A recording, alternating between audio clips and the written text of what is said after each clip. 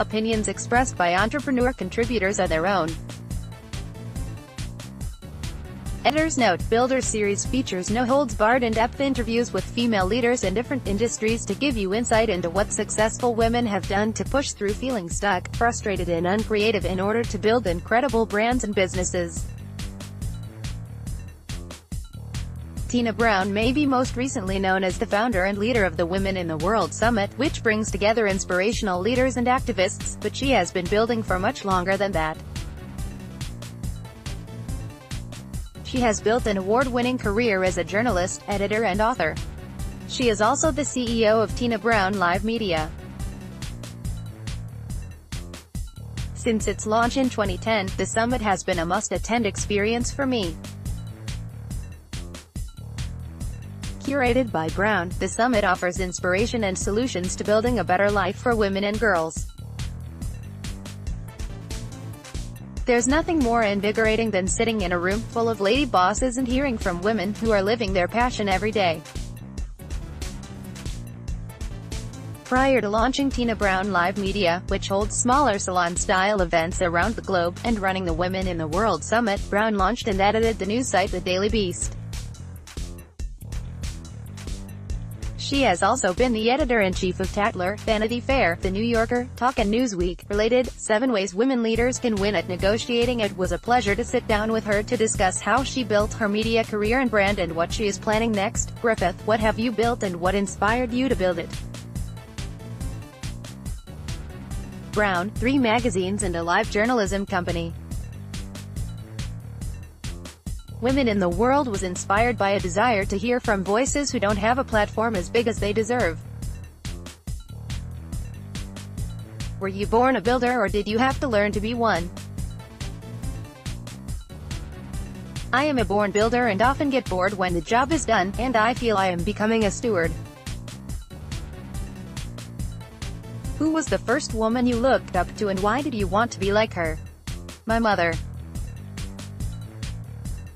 I wanted her confidence, magnetism and ability to make everyone in the room laugh with her stories.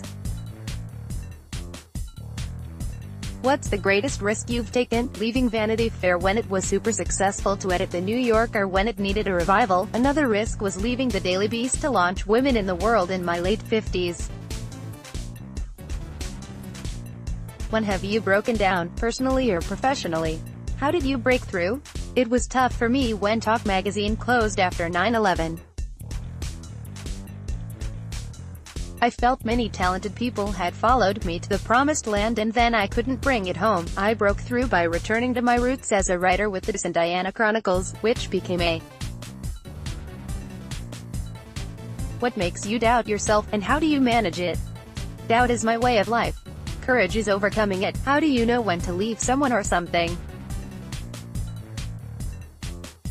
When the light goes out of my eyes when I talk about them or it, when I feel my vitality sapping at the prospect of seeing them or doing something.